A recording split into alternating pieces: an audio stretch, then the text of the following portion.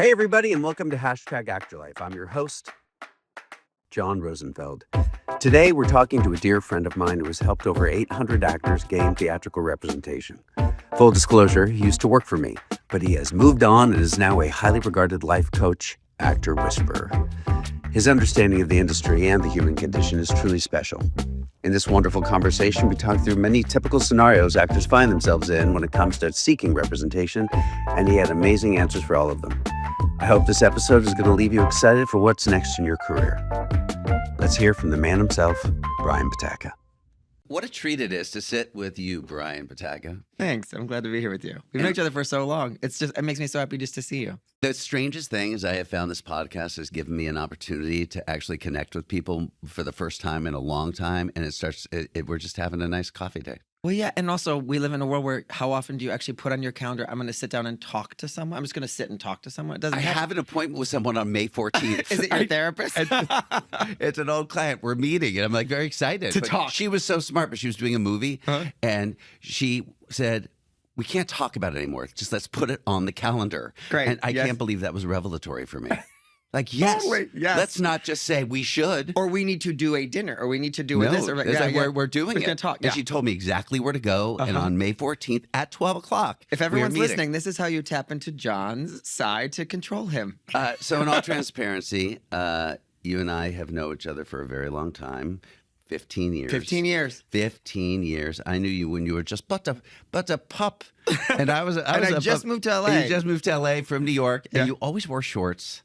I did. And you wore shorts, and you were always wearing what's it called? Sleeveless. Sleeveless. Yeah. Well, when I first moved here, my hope was I was moving from New York City. All I wanted was every day to be summer. You don't know what the wake up call was because I moved in April, and then when we came around to fall and winter in LA, I was like, "What is happening? You're telling me I can't wear shorts every day? And it's not warm enough here." I got real upset. There is something glorious about New York in the summer. Oh, totally. Because you are, for some reason, agreed upon, because it's so hot and humid that you just wear barely any clothes. Yeah, 100%. It really doesn't matter how you look because you're going to be sweating. You're going to go in the subway. It's going to be an oven. And iced coffee everywhere. On every corner. On every corner, iced coffee. Well, listen, you know the name of this podcast, right? What? It's called, you don't know. It's called #ActorLife.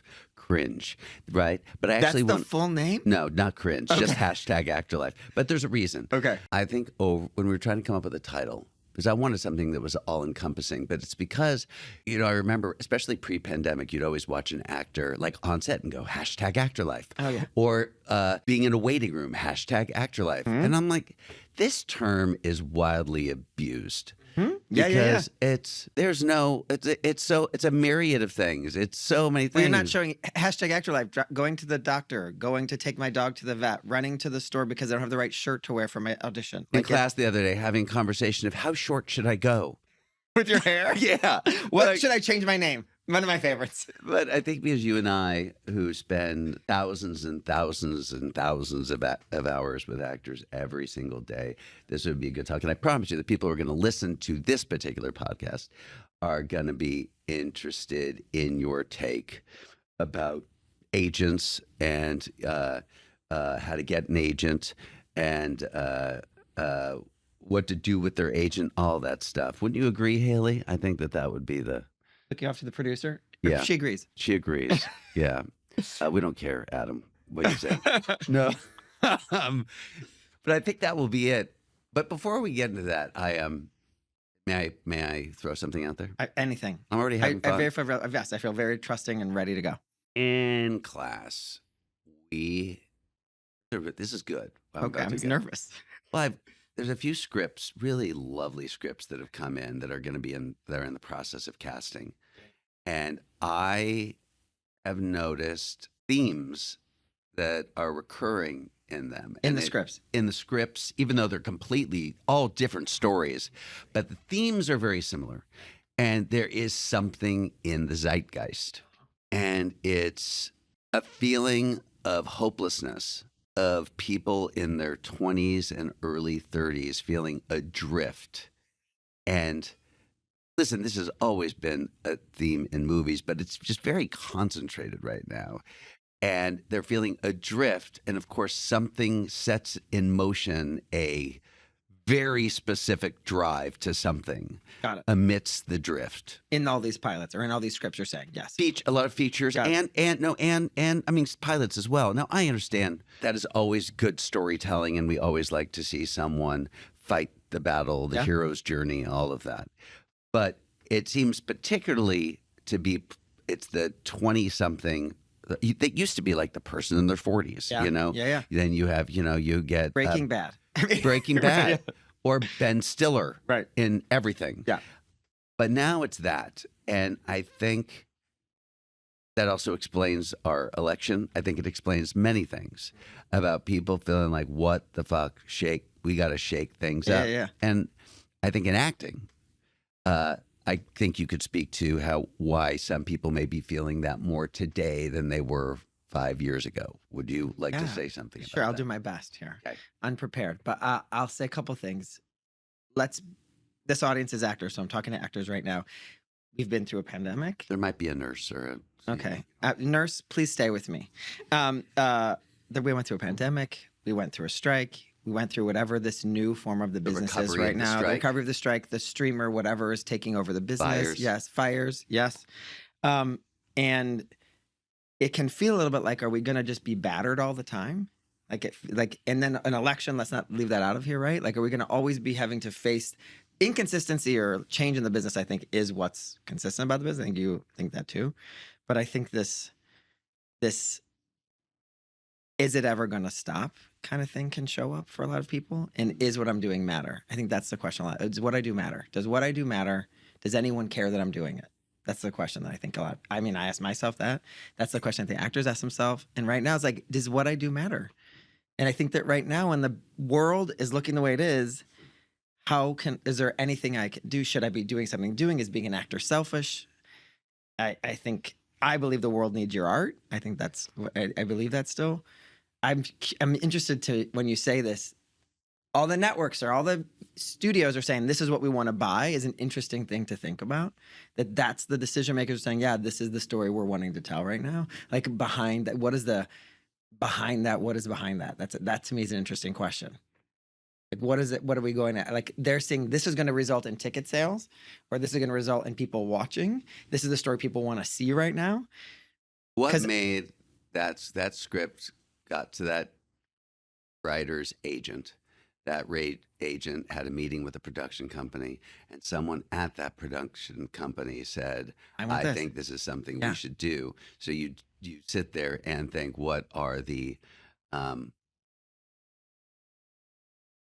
optics that person is seeing, reading that script through? Yes. And is it because I feel like this resonates? I'm actually the zeitgeist is in me. And also maybe like, I don't want to see, I mean, I'm imagining people at these offices are not all in their 20-somethings who are making these decisions. Let's be real, right? I don't want to see I want to see someone with a lot more energy, youth, and vibrance telling the story rather than myself, because I will see hope in that. There's something about that I think could be interesting, because I don't want to see a 50-year-old going through the same thing that the 50-year-old making this decision is doing. Youth gives me hope. It gives me hope to think that someone younger than me may solve what's going on right now, because I don't have that much more time left. This is coming from someone who's almost 50. So maybe that's my point of view as well. So maybe there's something in coming of age, the like second adolescence in our life that we have, this like 20, 30 something second adolescence. It's more engaging. It's also more fun to tell, probably. I mean, I loved This Is 40, but I don't know if we would need another This Is 40 right now. Like, it's what is my way in? I keep thinking of the movie My Old Ass, which is not exactly this, right? But it is something ignites a different energy in the person, and that's in that film. It's a great film if you haven't seen it. I love that film. I love that film, right? Bawling.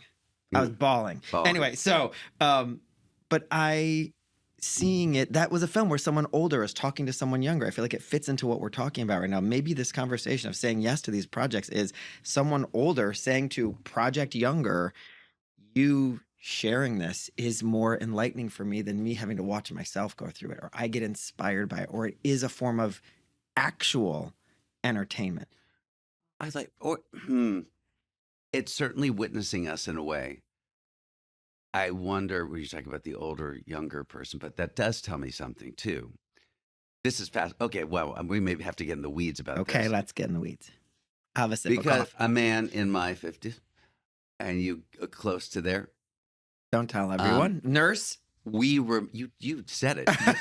We remember before. Yeah. Some of the people who are going through this don't know the before. Which is painful to me. Yeah. Do you know? Yeah. Like we remember the before. So we have that perspective. You know, I mean, I even look at some people in my rooms who don't even know what it was like to get into the rooms for all that stuff. And it's just like, that's a block. But here's what I was going to go to. This is where you're going to see the why of all this. I remember coming up in the 90s. I found my grad school evaluations from 1993 and 1994 and 1995 and 1996. They did not hide what they thought. No, but I remember it wasn't easy back then. No. You know, I think sometimes we put these rose-colored glasses on, but I mean, I remember coming out of graduate school. We did a showcase. I had a horrible Sorry, I'm going to have to say this out loud. I had an acting teacher that gave some of the worst advice in the history of humanity. Okay. And I had some good people asked to sign me in New York. My teacher told me I was not allowed to because I had to go back and do Arcadia. And he said, you were not permitted to sign with anybody. And you probably revered this person's advice at that age, right? I just assumed he was giving good ones. I did not revere him, but I assumed you must know what you're talking about. Right.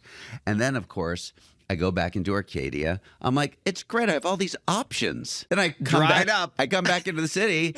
I move to New York, and I call them as if they've been waiting for me. Literally, as if they've been just waiting for me. And I call them, and I go, I'm ready. And they're like, remind me who you are. And like, I'm sorry, that offer's no longer on the table, which was actually a good thing for me because it made me hustle and find and like do all the work. It hurt though. Yeah, it hurt. So it's reminding me of that push and all that stuff. And I even remember then when I worked my ass off in New York. I ended up signing with like the best people. That was not the answer necessarily. And then that went through things. So this has always been the struggle. And I listen to Seth Rogen talk about the industry right now. And I love what he said. He's like, yeah, he's transitioned to TV, but he believes that it's always shifting. He said, ever since I was, a kid, it's never been this like TV. Let's not forget. Yeah, he started in TV, but then movies, and then he just intuitively like, I think the industry wants this, and taking count that the market changes, what people want are changed, the delivery system is changing. Yeah. So it's sometimes the way we talk about it as if it was somehow this perfect system. No, I agree with you, but it was hard then. But I'll say one thing: then you saw people. Ain't that the truth? You'd see them in a waiting room. You'd see a person at your agent's office. You'd go to your agent's office. I have tons of clients who've never met their agent in real life. They've only been on Zoom or on phone calls, which doesn't mean that's bad, but there's something else that got to be like, oh, buddy, not elbow to elbow with people who are doing the same thing with you, especially if you don't do theater, like you're rarely getting this chance whatsoever. And so the golden age of it, I think, is a little bit of like the feeling like you're in something with somebody else. And I think the solitary of it all, compounded by the computers we hold in our hand where we're talking to everyone else, like, is different, right? And I understand people have grown up with that entirely, but I think that piece of it does make it harder. Well, you talk about, I say at Tool Shop all the time where I said, you can tell so much about someone by the company they keep. And I think about the person who's the godfather of my child, Todd Grinnell. You may all know him from One Day at a Time and a myriad of other shows, and Liz York, who's a big manager, and Camille Guadi. The people who I was in class with 25 years, like all that.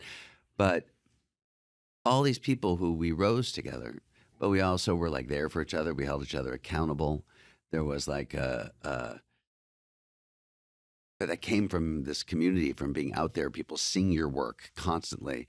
And now, you get an audition and you're self-taping. This is not bemoaning it, but it just means there's like, you have to really make a conscious choice and intention to be out there in the world communing. Oh, God, yes. And it's so easy for people not to. I think about the actors. John, one of the reasons that I think it's so important for an actor to be in class is what you just described. You could be an actor at home and try to have your whole career where you never see another actor, other than when you get to set or that is insane. I can only imagine the misery of that actor. My first advice for any actor who ever meets with me, who is at all unhappy in any ways, are you in acting class? Because that's where we need to start. Well, you know what's funny? On a podcast, I don't know whether you saw this clip, but we had Steven Kruger on. Oh, the yeah, yeah. amazing Steven Kruger. And it was the first, Haley, our producer, posted, it's all her fault. No, it's not. She posted a little clip. Steven said, and in context, it was like perfectly appropriate. But the clip is actors are lazy. Mm-hmm. Are so fucking lazy. But in context, It worked. no, in context, it was saying, I was asking him about his incredible work ethic. And it was just from him realizing, because he was in a class of so many successful people who he saw how hard they worked, but he saw how many people didn't. And he just knew what he could do to kind of separate himself. But it ended up getting reposted on Reddit. And Like as if he was a jerk. just saying it both ways, but it's just, some people were like, it's kind of true, but you saw it trigger so many people to say, you don't just, first of all, they were accusing me of making this a guilt trip to get them in class. Oh, wow. And I was like, I didn't fucking say Yeah. it. Wait, but anyone who is triggered by this, I know. you either have one or two reactions. You actually are the actor who's working your freaking butt off. Yeah. Or you're the other actor who's saying. Well, one actor was going, I disagree. You can practice acting just by connecting in real life, which is true. It can't be the end of this. That's not the end of the road. No, Yeah. I was like, that's connection. Yes. Good start. Good start. But what I laugh is, guess how many people actually then listen to the podcast, which was clearly an ad for that. Yeah. How many, to see context? Very little. Which proves the whole point Yes. of them saying. It literally Totally. proves Yes. it. When Yes. you see a clip on anything, even if I would see something that Biden would say or Yeah. Trump would say or something like that, you'd be like, okay, what was the What's the context? rest? Yeah, what's the what's the rest? Because you could easily put it in a bad light. Yeah. But very few people did that. But So your commercial didn't work, is what you're saying. I did not, or I don't know. That's a really good thing. But I ask, I think that feeds into what you were saying about there's so much time alone. So it does take a really conscious choice to be in community, to be in a class. There's a woman who I had in tool shop, and I have to say, I just adored her. Very good, very talented. And she said her boyfriend, who's an actor and has his master's and all that, said, you don't need class. And he's like, well, maybe if it's for the community. And Not the worst reason, by the way. That could be the only reason. That could I'm literally- okay with that. well, Yeah. well, I'll say, I think people forget that added angst that you may have if you have not been around people and not been around community already is at the expense of your acting. And that has nothing to do with talent. That has to do with the human condition, which is it should not be an event. And if being around people, connecting, doing a scene with another human is an event, it's going to read. Yeah, 100%. Have you been watching The Pit at all? Yeah, my partner's super into it. I'm like a cool 50-50 into it. Like, I can get into it. I am not obsessed with every actor, and I'm not going to tell you who I don't like because I know you know a lot of them. Yeah. Well, what I'd say is, But I like a lot of them, everyone. but Noah Wiley. Yes, amazing. Amazing. I did not need the PSD backstory. Sorry. No. Okay, no, great. Just wanted to be clear. That's for somebody. Also, the lady from upstairs, she sure has a lot of time on her hands. She comes down to tell him to do those surveys about every few hours. She's got nothing to do upstairs because she comes down there a lot to tell him to do those little surveys. You know what I'm talking about? Yeah, I think she's got a little cubicle in that main floor. I just want to. Maybe she's using one of the rooms. I get that it's multiple episodes, so you had to have her come back, and I was like, you have to incorporate conventional ER plot occasionally. Like you have to. Yeah. You never see that person again. But no, why the thing is I did ER in 1998, 9, whatever. Okay. And so this man has practiced this role for a very long time, and it's fun to watch him actually become even better, even more nuanced. And you can tell he cares about this story, but this is also showing you how things have changed. This is not ER, elements of ER, but it's like Seth Rogen saying he realized you couldn't keep doing he couldn't keep doing those knocked up. He's like, now they need it to be riskier. They need to add some, and that's where you get like what is the end of the world? Is that what it was called? Where all the guys are trapped in this is the end. And I mean the boys. Yeah. And he's just taking it up. It's on steroids. The studio is fantastic. Right. And this is that version. They're like, and Noah Wiley said, I want to show what it's really like. Let's really honor the people in the art. And that's cool. But getting back to, this is very fun. I want to get back to how, when I met you, you'd been in New York, you'd been doing your thing. You worked a lot commercially. Mm-hmm. I made my living as an actor, which was really, I'm proud of it. And I was very lucky to be one of those people.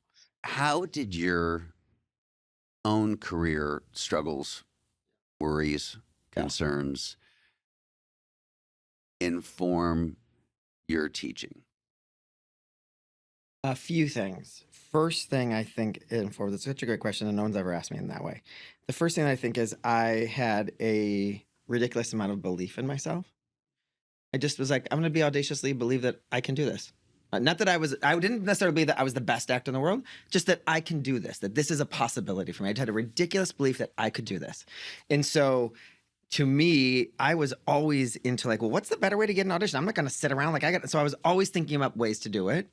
I remember I read Brian O'Neill's book when I was like 22 years old. It was the original Business of Acting book. And I like took it and put it on steroids and did every single thing he said, and then on top of it. Are we pitching Brian O'Neill's book? No, we're not at all. No. Okay. I mean, I love Brian O'Neill. We're not pitching his book, but I'm saying like when I was 22 years old, that book is 1998.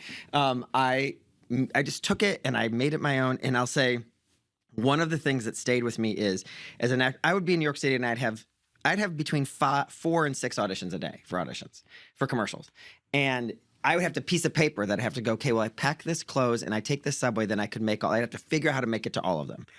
That was fun. That was stressful and fun and all that. But what I got from it was there was no way a single one of those auditions could be an event for me because I had 4 or 5 or 6 the next day.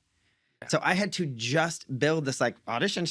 Great, we're going to do it. We're going to do the best we can. And have fun in each one. And so that I think was an experience that I wish more actors could be given because the stakes were still the same. And it was in the room and there's a casting director and there's a camera. And I had this beautiful practice of, why should I care about an audition? And this was in New York or LA? In New York. In New York. In New York. And when I first got to LA, it was when I first got to LA. But it was just this, to me, that's why I always say to an actor, is there a world where you could get some commercial auditions? Because you won't care as much and you will learn something from not caring as much. You will learn from the ease of like, well, it's not about me at all. I mean, at least I got to show up and do a good job, but then it's really not about me because they're going to pick somebody who's taller or shorter, but like you really let go of that. I literally told an actor the other day who does have a good agent, I said, you should start self-submitting to like just some Actors Access random stuff just to be in the habit of doing it. Yeah. And I want you to, don't say yes to any of them. Just Beautiful. like, I say that all the time. Just go out and do it. Have to show up, put yourself on tape. And I think, John, the reason why I think that's important that they hear you saying that out of your mouth is in class, you're getting kind of that experience, but it is not the same as a stranger's eyes. And you show up differently when it's a stranger's eyeballs. You're going to watch it, right? And so that was one of the things that I think I took away that I've helped. You did always have that just, here we go. Now I remember when you were in class with me. Yeah. You booked...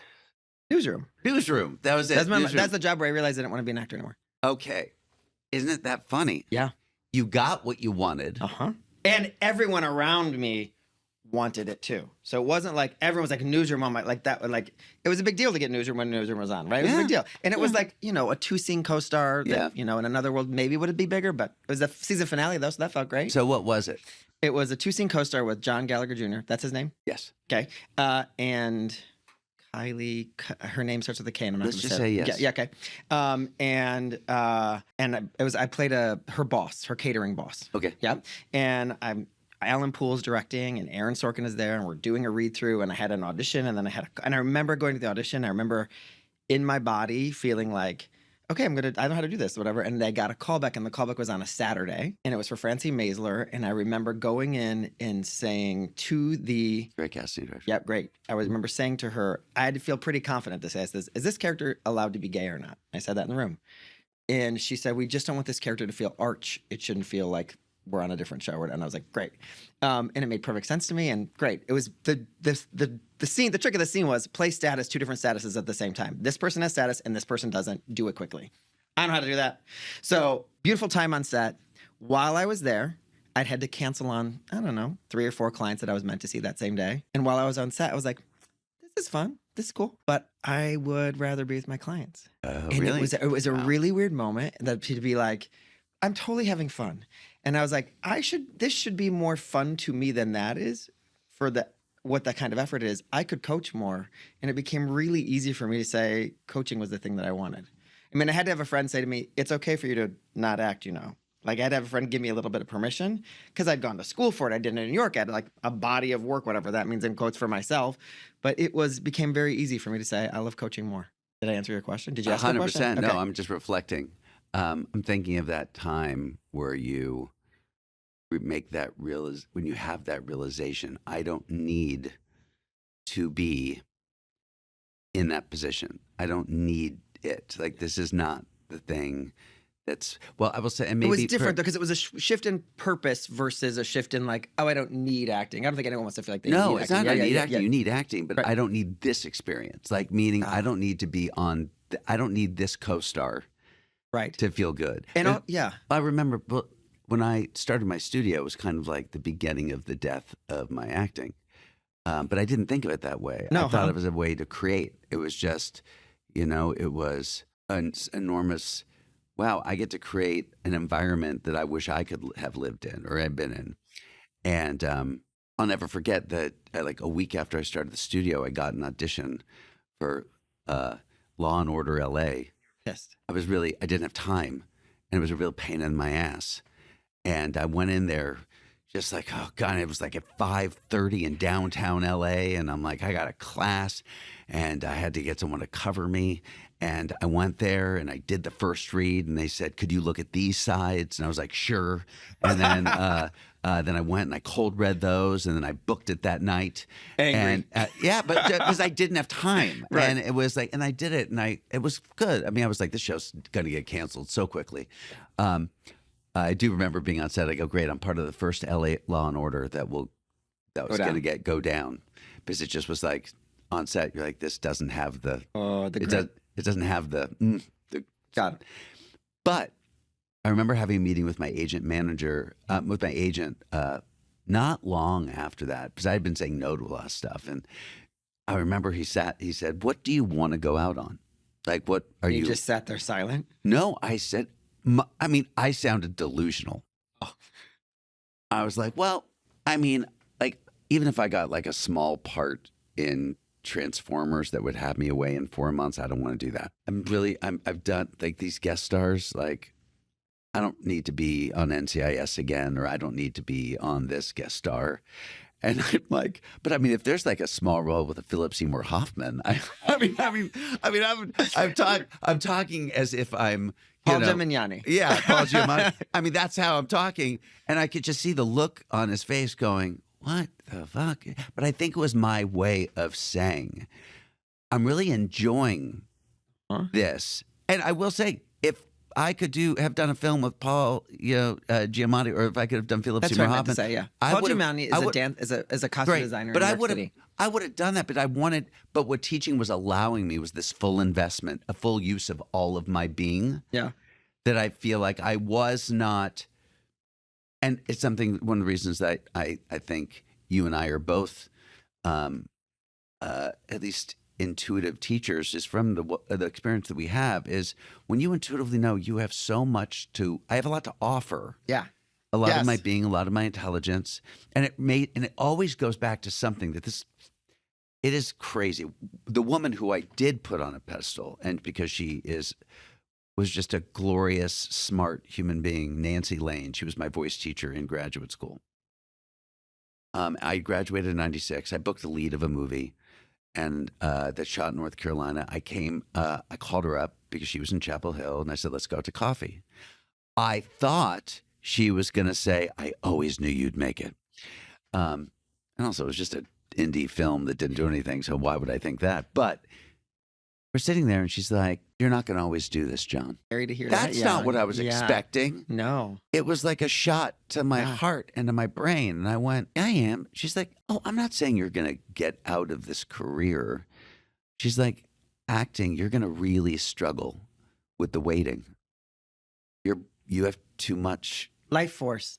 Life force. Yeah. To only get to put it on for 3 days or 2 days or 1 day. And you're going to want to also do other things. And as she goes, it might be teaching, it might be directing, it might be this, but you're not always just going to be doing this. And it felt like she was saying, you're not good. Yeah, sure. What she's saying is, I see you. Yeah. And that always was in the back of my mind, and I fought against it, and I fought against it, and I fought against it. But when I finally had that, it was a really spiritual and also grief-stricken moment when I was with that agent. I'm like, Nancy Lane is speaking right now. Like it was informed by that. Yeah. And it was an accepting.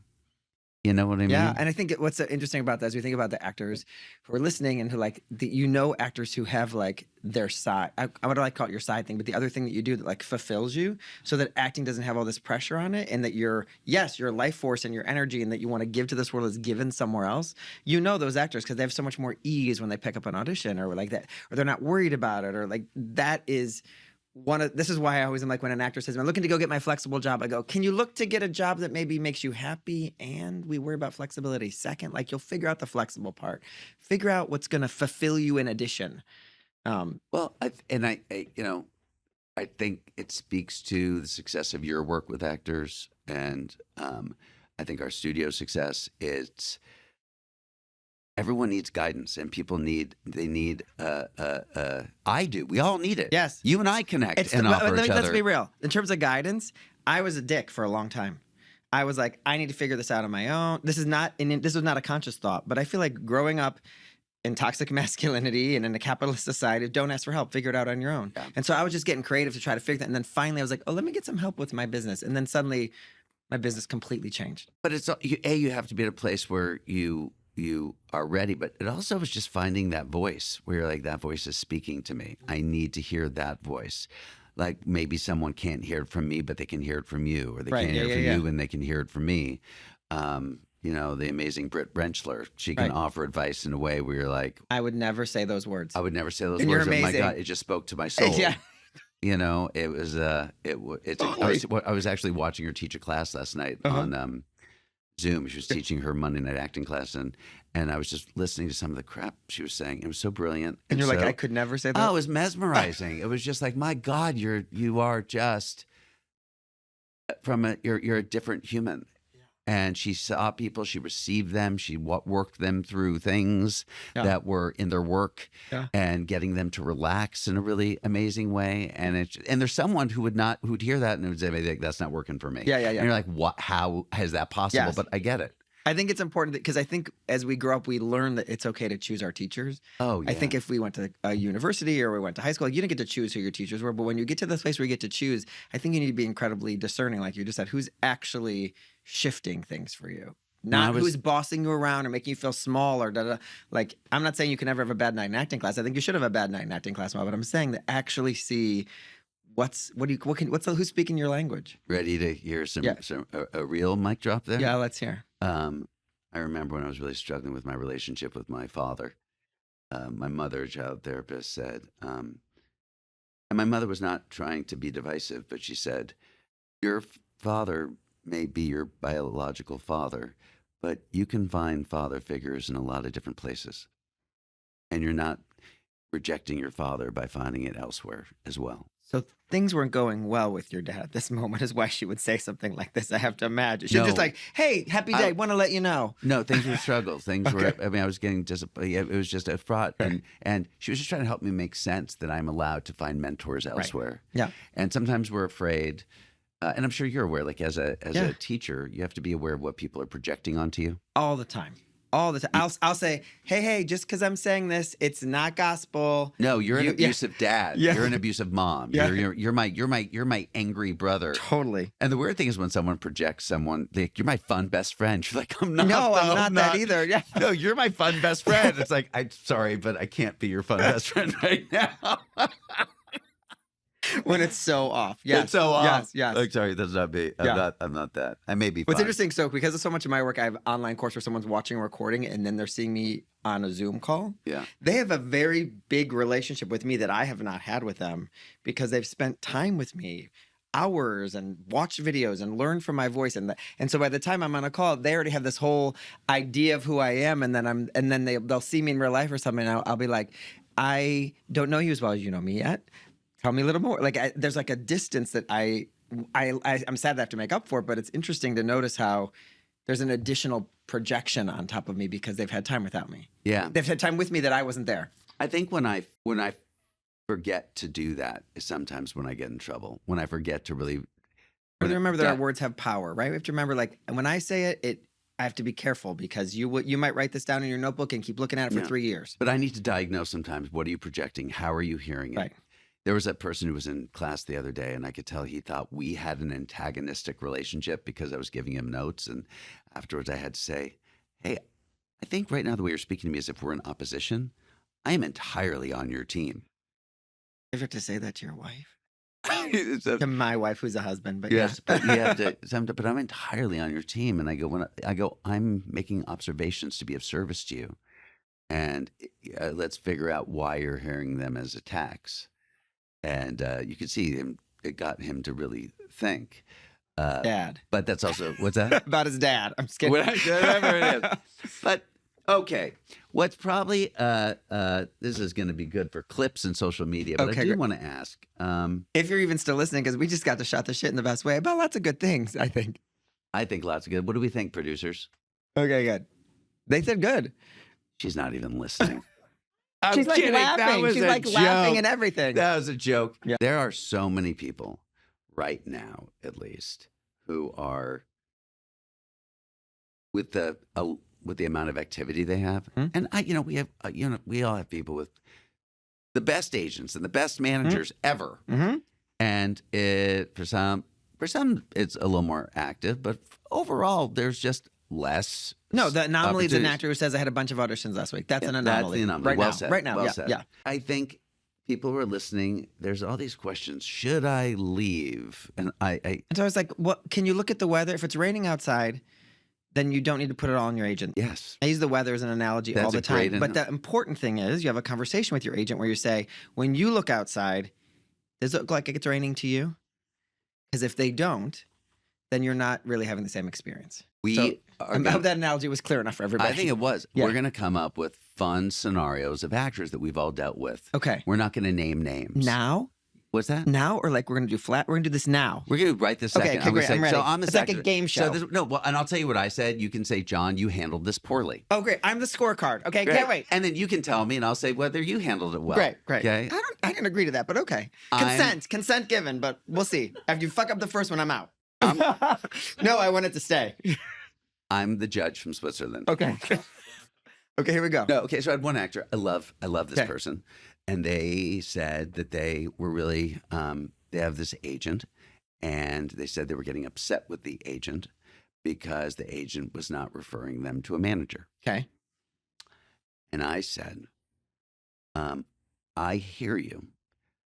You have not been having any opportunities lately. There's been no bookings. I want you to really think about what that conversation with that agent to that manager would be. Because the manager would say, what's going on with them? Well, nothing. We don't have anything like that. We haven't been able to get them in rooms. What Are you seeing my skepticism of What? your answer? Yeah. you are seeing? Yeah. it? I was trying to get them to recognize we need more going. We want stuff going on for you. I need your agent to have something to at least say, look at what they're doing. They're gonna Yeah. play." Okay, I've got a score already. So Okay. you did not fail, but I have a very rebellious approach around this. Okay, great. So cut this to the beginning of the podcast 'cause for everybody who's looking for an agent. Because here's what you need to know. This is an agent who said, I won't look for a manager, right? What's that? Was an agent who wouldn't look for a manager wouldn't look for an agent? An agent who was not looking for a Right. manager. That agent is entitled to their life experience. Yeah. And their life experience is when I call managers and I don't got shit going on with you, I am not going to get anybody to sign you. I cannot get you in the meeting a manager that's worth you without having something going on because that's my experience as the agent. Yeah. Great. Thank you, agent. I'm so glad you were honest with me about your process. I am going to go out and reach out to some managers and see if I can get a meeting. I won't make any decisions until I connect with you, but let me just see what I can stir up. I want to have that experience for myself and see what can happen. In my experience, There are 1,200. Oh no, there's 2,000 managers and agents in Los Angeles. You are a bozo if you think that your agent knows all of them, or that your agent knows how every manager feels every single day. There are 31 flavors at Baskin Robbins. One day they want vanilla, the next day they want chocolate. So it is my perspective that it is your business, not your agent's business. I mean, it's your business together, but it's also yours. And you can say, I want to reach out and see what happens. I might not sign with anybody who says yes to me. So it is my advice to say, if you want a manager and you want that experience for yourself, go ahead and reach out. What's the worst that happened? You learn that nobody that's good for you wants you right now. Sounds like now's not the right time to sign.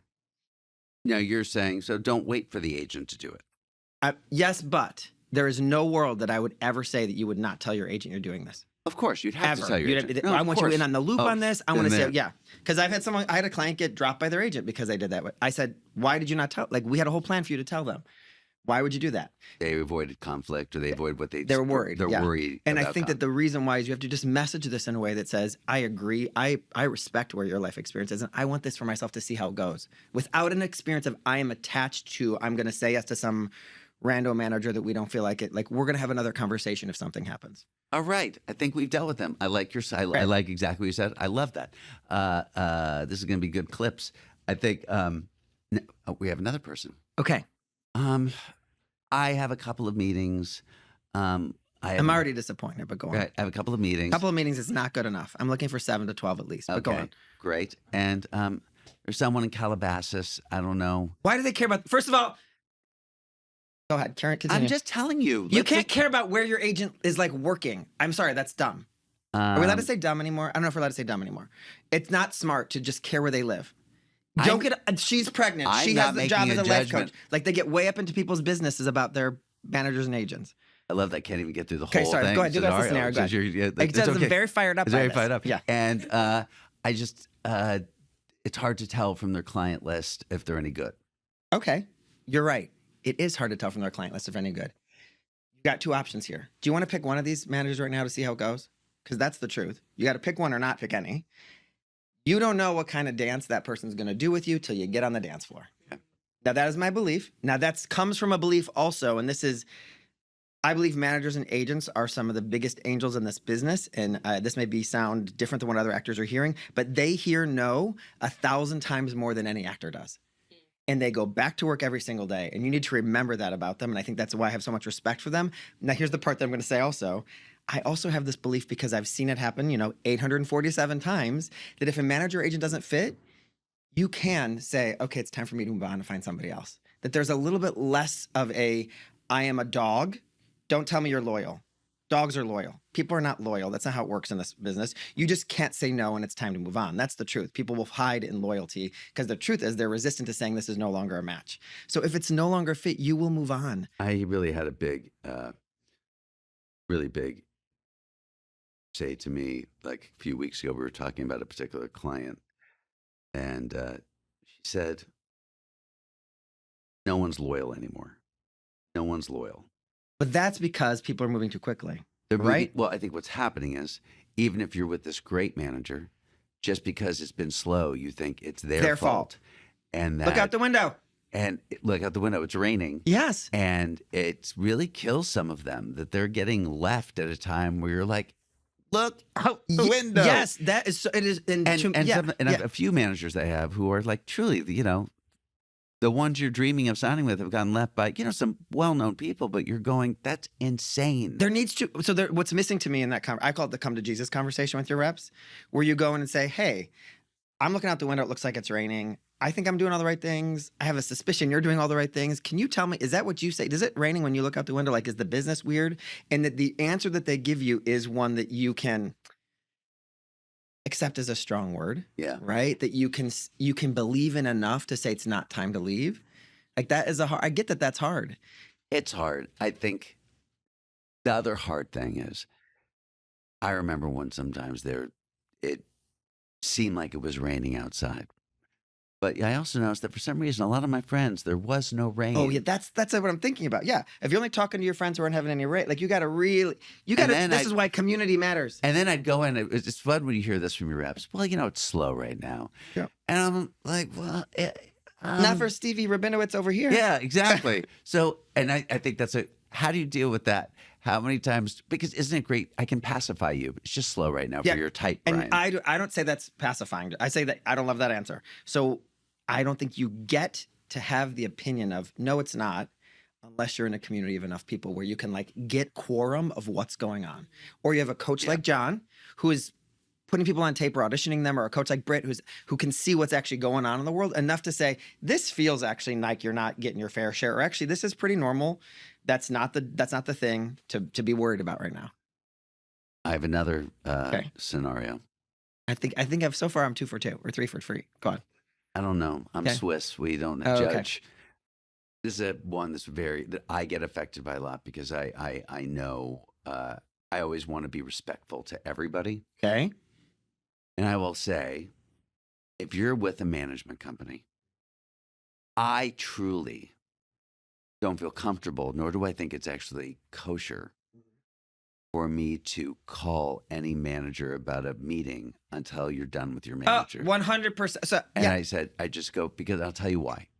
One, I just don't think it's fair. I think for us not to get rid of that, to leave that person. I mean, I've been married for 21 years. I've been with Gabby for 25. Congratulations. Yeah, it's not like I'm going to walk around the world like, who might I like else? Let's go. Gabby, I can't see you tonight. I'll say to Gabby, I can't see you tonight. I'm checking some other checking things out some other options. Yes. No, but also, even for my reputation, I can't. Like, I'm getting people referred to me from all these places. I can't be the person that's like actually working. No, you sent Brian Patacca to me, and now I'm like, but I know someone better than that you can't do that. No, and here's why I think it's hard for an actor to make that decision, because there's a lot of advice out there that you should stay until you find somebody else. I've had it happen time and time again. Well, your agent's going to get a call. You know, your client's reaching out to me right now. It's too easy for that to happen. And I don't want you to be in that position where someone's saying, hey, I saw you cheating on your whatever. That's one thing. Number two is, I don't think energetically you're making space for what's meant to be new for you if you're holding on to one. And if you already know, you've either decided you're leaving or you're not. Are you? Because if you're leaving, you're leaving. Let's do it. It's a really sharp and incredible experience of yourself when you say, yes, this relationship, when it's truly not right anymore. If you say, I love everything you've been able to do for me. We did incredible things, and I'm wanting something different now, and so I'm leaving. And you get to experience yourself saying a beautiful ending to a relationship. That is a big deal, and you get to like go out with that clearness. The only time that I think it's okay to be with someone else when you're making this is when there's a third party involved, not John Rosenfeld. So if I'm with a manager and the manager says, I think it's time for us to think about a different agent for you, and the manager is going to be the one on their back saying, I'm going to do the reaching out for people, because they have the relationship with the agent anyway. And that is like, great, fine. So many actors will come to me. I was talking to one yesterday. She goes, well, should I leave this agent? Should I leave this manager? We've already had this conversation. This manager is not a fit for this person. She said, maybe we're not a fit for you, was even language that the person said. I said, yes, we're going to leave. Well, should I keep them on my IMDb and on my Actors Access while I reach out to other managers? No, we know we're leaving. What is that? That's some kind of safety guard that's not even real. I had a friend, I don't remember the comic. What's Todd my score? Glass. What's that? Score. 10. 10, great, okay. I had a friend, Todd Glass. Do you know the comic? Lovely man. We used to work out next to each other. Wait, it makes me sound like I work out. Yeah, I want to be like, when was this? This was literally like 20 years ago. Okay. And we were at LA Fitness. Okay. If you would like to sponsor us, LA Fitness, we would be happy. We're available. We're working out, and I had been teaching, and he was literally the intro for the improv. Like, he was the video who would tell you like how to behave and how to function at the improv. Okay. And he was talking about a friend of his who wanted to leave his manager. Okay. And then Todd just was like, well, then why don't you? And he's like, well, what if I can't find anybody else? And then Todd said, well, then you need to leave that manager, because you need to find out whether you could ever find another manager. Yes. Because if you can't, then why the hell would anyone sign? Why would your manager work for you? That lesson is one of the best lessons I love. I love that lesson. If I'm going to reach out and I don't get the response I want, oh, wow, I'm not where I thought I was. That's great for me to learn. Cool. But that's why the best thing that ever happened to me when I moved to New York was all those agents and managers Saying, suddenly "Who are you?" withdrawing their offers because I hit the ground running to get to the place where I Yes. was someone you would actually be interested in working with. Yeah. And then I said yes to so many plays. Said yes to I was a yes man. Yeah. And honestly, my career started going downhill because I had finally earned enough money to not work. Yeah. So I started saying no. I started saying no to all these things. Yes. And why? I said no out of fear that now that I worked, if I start saying yes, it means I'm I'm regressing. I'm going backwards in my career. And I'm like, but I also forgot that was my happiest time ever was when I was saying yes. Yeah. That's hard. That's a hard place to be in, especially when it comes to TV and film. I think we have a hard time with this because, like, I no longer do co-stars, or I'm moving up now, or I think I have to say no to this play because it doesn't pay any money, but I would love to do it. Like, that's a really tenuous place to be. Yeah. I don't see a lot of actors in that space right now because I think there is a lack of actors willing to do anything live. Yeah. And I'm in LA, so I think that. So, like, I'm thinking about my client who does a comedy show every single month, right? Think about my client in LA. She's a series regular, and she does a jazz show every couple of months where she's singing, right? Like, being out in the world in some form or another live is sexy and awesome and gives you something to talk about that's not the business in the same way. Like, and I think what you just talked about is how we can kind of sate that. Like, I've got something going on. That's partially why we started bringing back, I've always been so opposed to it, why we've been doing more workshops at the studio and bringing casting in to give you that live experience amongst other people. Yes. Because just like, you need to put yourself, we need to get your central nervous system operating differently. In that kind of frequency. In that kind of frequency. Yes. Okay, another person. Okay. I could go all day. Okay. You haven't stumped me yet. You haven't asked a lot about reaching out. You only asked me about leaving. Can we ask about reaching out? Because I'm really good at that. Reaching out? Yeah. Okay. I have a client. Okay. Love her dearly. Okay. Very talented. You only talk about the ones you love. I like that. I love them all. No, but I really do. She's, it's hard because she's like her type when we talk about like what she's doing. Might feel common. What's that? Might feel common. Might feel common. Got it. Depending on who you're talking to. Kind of next door. Okay, you got it. Yep. Very talented. Okay. Just no bites and just no bites. And you start to develop a theory like maybe this is the universe telling me. No. Hell no. Speak to that. Let me speak to it. Okay, so if you're getting this hit from the business that maybe I'm not supposed to do this anymore. Okay, you got to check to see if it's real, and checking to see if it's real means reaching outside of yourself to ask some other people, like you, like coaches, like people who do reach out to people all the time, to reach out to agents all the time. And so my first gut instinct, I would like to coach that person and help them through the feelings. But my first is, okay, well, you're just not spreading it. You need to cast a wider net. You need to let go of having it come through a referral or somebody that you know, because there is of the 2,000 managers and agents in Los Angeles. And look, I'm not interested in you ending up with someone who's not at the right level. That's not what I'm trying to, let's get the bottom of the barrel. I'm not looking for that, right? That's not language I want to use about agents and managers, but I'm just saying that, right? Is of the 2,000, somebody's going to like exactly what you got going on right now. And there's nothing else you need to do. I think we tend to decide they're a monolith. They want you to have something going on recently. You have to have this kind of credit. Guess what? There's an agent who's excited to work with the actor who just arrived in LA. There's an agent who's like, I would love someone as talented as you, even though you may be a type that feels common right now.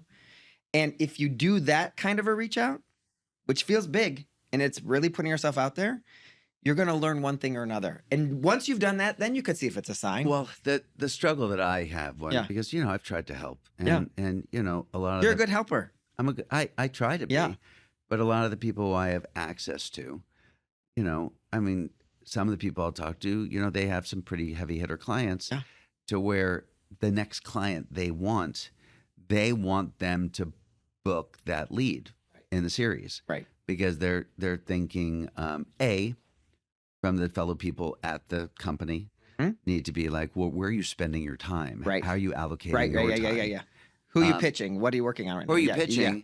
And they're not looking for that person who will, and this person who is so lovely will not book that show. Right. They could absolutely book the pit, and possibly recur for 7 episodes. Yeah. But they're not going to be getting, we have like so many people on that show. Yeah, but what I'm saying, yeah. we have one of the leads. Yeah. Who they're making some nice. Yeah. They're going to not worry about the rent for a little while, Right. which is lovely. But it is also the way that rep of exactly what they're looking to put. Now, just also because this person is not 18 or 20. Right. Now, if you're 18 and 20, we're going to be much more forgiving for what you don't have going on. Yeah, you can't have anything going on your 18 or 20. You can't have an expectation that you've had a lot going on. No. Right, but the thing that I want to say in this is, yes, she should not be with any of those managers and agents because she's not going to be pitched in the right way because they're not interested in pitching someone that she needs to build a little bit more of a resume. So we need an agent or manager who's interested in booking those kind of roles, who has clients that they're interested in booking in that way. Yeah. Right. So it may be like, I don't want to say it in this way, but this may be the way that everyone understands it, is a peg down from the ones that you think it is right now. Right. So that it is a world. I don't like to believe like you're level this actor and you're level that, but there's like a staircase that you go up. And you're going up the staircase, right? And so that the staircase you're on is like, we need an agent or manager who's willing to meet you on the staircase level that you're on right now. And that person may not be who John has a phone to pick up and call right now. And the people telling you no, you want to say, thank you for saying no to me and not wasting my time or yours because I know I would have gotten forgotten. Or not forgotten. I would have been like neglected because you don't have the time for me. Back in the day, I remember someone said, they just love that. They would say, after 40 no's, you're bound to get a yes. Yeah. So every time you get a no, he's like, getting close to that yes, getting close to that yes. But he did it with such like delusional confidence. But the yes would come. Yes. But what it really does just tricked his brain into just keep going. Yeah. I also think there's something that's like I want to speak into this really clearly, which is you have to remember that there is a human being. When you say agent or manager, you're talking about a human being. There are 2,000 human beings in Los Angeles who make their living, or we hope make some of their living, right, submitting actors for jobs. To imagine that not a single one of the 2,000 might be a little interested in what you got going on if you're listening to this podcast or you're going to JRS or you're like in the world that's plugged in is delusional. And you need to burn your target list because you are just being pretend that you are the god of the universe and you know exactly who should be your manager or agent. And I know you made that target list on limited information that you gathered from the bitch who's auditioning all the time in your class and your friend over there who gets auditions and somebody you did a workshop with 3 years ago. That is bullshit. I get really angry about this. Target lists are a lie. That is not to say and have heard something about some agent you'd love to meet or work with, but you're still delusional to think that you are going to be a good match for them. You have no idea. You could sit in a room and go like, oh my God, they're not at all who I thought they were. This is not going to be a fit for me. You are able to have agency in this conversation. And I think it is, I actually think you're being a dick and you're not giving the agents and managers and the people behind those words, the dignity of choosing you when you use a target list. Someone out there would love to meet you. They might not be your match, but I'm thinking about my client. She was a Sears regular on Grey's Anatomy for a long time. Of course, she got like 50 meetings when we did this, right? She took every single one of them, which like, good for you with your stamina, girl. But what happened for her was like, she was like pissed that she had to even look for an agent or manager because she's like, I've accomplished enough. Why should I have to do this at all? So she kind of went through a little skeptical and a little angry, which I loved. I was like, yes, bring it. And when she went through the process at the end, when she had to make a choice, it was the most incredible thing because she goes, now that I got all this attention and a feeling wanted, I have to be who I said I am. Yeah. I was like, that is the experience that I want for you, is that you feel so wanted. Or another way to say this is I want you to feel so full of yourself, not in a delusional way, but so full of yourself that by the time you get to the meeting with the manager or agent, you're like, I don't care if I get a manager or agent. I want to find a match. I want to find a match here. I want to find someone who gets me, gets it, wants it. Lastly, we have one more. We'll cut something else out. What about, and you can grade the question. Grade the question from A to F? So what's what grade or number score? Okay. But, be kind. What about a person that's thinking, really, you talk about agency, that I've decided to sign with you, Brian. Okay. I've decided to sign with you because I know you're going to talk to me like this? Because you sure kind of seem a little full of yourself, but go in the bad way. Yeah, maybe I think I am channeling this perspective. Okay, I am great. embodying a perspective right now. All right. I'll sign with you. I know what kind of manager you are, and I know what you're not going to be capable of getting me in for guest stars. But you are good. I think people look at you in your company to like they go to you when they're looking for these types of roles. The second I have enough things, I'm likely going to leave you. So are you going to say this to me, or is this No, a I'm never secret going to thought? say it, This but that secret is thought. my thought process. Yeah. So what do you want me? What's the question though? What do you think about that perspective? I think you're being a bit of a dick Great. because everyone's coming up in their reputation, Love it. and you don't know that manager and you are not going to do some kind of incredible dance together. That they are the one that sticks with you for your whole career, like Olivia Colman says when she accepts her Academy Award. So what I'm hearing from you is bring that openness and that positivity. 100%. Bring the openness and the positivity, and really hope that relationship turns into something the way what you The would. biggest dream you have. The biggest dream you have. Bring the biggest dream And you if it have to that doesn't manager meet, agent. and if it doesn't meet, Then you have know, a come to Jesus conversation first. You be really good client. You keep your side of the street clean. When your agent says to you, I need a new headshot, just know they needed it 2 months ago and they're finally asking you. So you better get that in 2 seconds. They need a new reel, get it be a good client. Are you saying that your relationship with your agent manager is almost like a relationship with your partner? Oh, yes. It really is. And I will also I'm going to be very clear. I'm a non-denominational reverend. I believe in love before I believe in divorce. I also believe divorce is okay, but I believe in love before I believe in divorce. So I'm always going to advocate for you making sure it's time to leave before you leave. I'm always going to 100%. advocate for you going through the process and the dignity of the process to say, let's just make sure that I'm seeing the same thing you're seeing. And is it a match? Because usually that conversation is easy. And can we if say you're that not. we really, every actor needs to really take this, what I'm about to say in. Really be careful about who you listen to when it comes to this. Because I will say, years ago, I had an acting teacher. I was with a great agency. And this acting teacher said to me, because I had been on a series and things were a little slow for a few months. Mm-hmm. She's like, you need to leave them. And I told him who they were. She's like, I'd never heard of them. And then Who cares? And I was like, okay, but I was functioning from so much fear. And then I left them to go to this other agent had always been like, I'll take you anytime. And I was like, I'll go there. Literally a month later, she said, John, I know who you should sign with. No, she didn't. The very agent she told me to leave. Now she's heard of them. And that was not fun. Well, I think what that's speaking to, that, you know what the problem was? I wasn't able to really understand that it was her ego speaking. And it was her ego projecting something onto me. And she was trying to get There's me no to way think, you could have done. That's like a lot of taking someone else's inventory that you never could have figured out in the moment. I know. Yes. But welcome to therapy. that's what I'm saying is if you do listen to anybody, just. I'm going to talk more about this. To be clear, and I'm saying it straight to camera, I have helped 847 actors around the world across 5 continents find agents and managers. Please tell me someone else who's done that before you take their advice. That's the first thing I'm going to say. Okay. I am certain that everyone in this business could tell you how to get an agent because they've had an experience of knowing someone who got it and how they got it. But that is one person's experience of it, right? So be very careful, again, like you said, who's giving you this information? Because I think we're starved for how to do this. We're starved for it, and we're starved to listen to the actor. Not just, how they got it from their this or da-da-da, and we want to copy their way of doing it. That is not possible. I mean, I don't know how to connect the dots here without saying, that is not possible unless it's a system that you've said helps this number of people. I'm not trying to sell my program here, but what I'm trying to say is your friend's single route there is not the only way you're going to get yours, probably. No. It could inspire you to take some action. Oh, great. Let me think about how that might work for me, or I'm okay with that. Do not try to, it's not a waffle maker. I'm going to do the same thing. It's going to make a good little waffle for me, same exact waffle for me. It's not going to work. When I was busting my ass in New York, I'll never forget, I was waiting tables. I was doing this off-Broadway show. I was being hip-pocketed. Okay. And the girl I was dating, Caroline, was visiting me in New York and walking around the city. A man from CAA walked up to her, handed him his card, and said, would you be willing to come to our office for a meeting with my group? She wasn't an actor. No.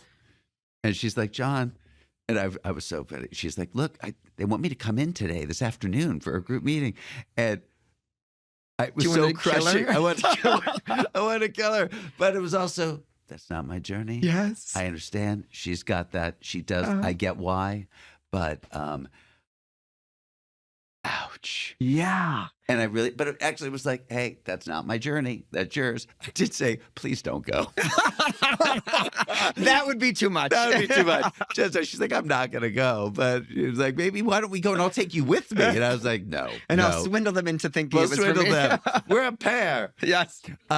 We got to do this again because Yeah, we have every so time. much more to go. I think we need I'm going to write down like 50 more scenarios. It Okay, should great. be literally like frequently asked questions. I would love it. Right, you Wouldn't could that be good? drop little shorties all the time. Yeah, great. Yeah, that'd be great. We'll just keep on dropping them. Yeah. This has been a pleasure. Great. Wait, I have a gift for everybody who's listening. Can I give Okay, it to them? yeah, please. If you go to makeagentswantyou.com, isn't that the best URL you ever heard? Say it one more time. Makeagentswantyou.com. Okay, great. Right, yeah. The class is I either mean, gonna- that could go in so many different I directions. know, it could, but I right? like- Yeah. I stole it from the cover of Cosmo. Make men want you. Make agents want you. Yeah. Okay. Makeagentswantyou.com. Either the wait list will be there or we'll be teaching it live in a few weeks. And so I'll get you on the next class. It's free. Totally great resource. It's a 75-minute class. You will learn how to change your brain on reaching out to agents and pathways to get there.